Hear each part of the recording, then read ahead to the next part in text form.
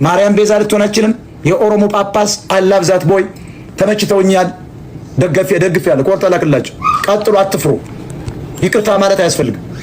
ለደንቆሮ ህዝብ ይቅርታ ማለት ምን ያስፈልጋል? ተናግረዋል። ኢየሱስ ክርስቶስ ገልጾሎት ከተናገሩ በኋላ ደግሞ ህዝቡን ይዘው ገደል ሊገቡ ምን ማለት ነው? ስለ ኢየሱስ ነው የመሰከሩ። ምን አባት እንጫጫለን?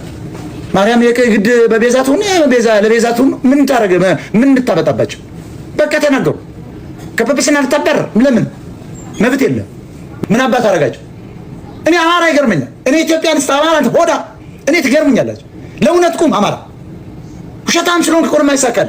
እኒህ ሰው ግን ተረባርበው የመጣባቸው ኦሮሞ ስለሆነ ሌላ ምንም ነገር የለም። ፖለቲካ አልተናገሩም። ዘራቸውን አልጠቀሱም።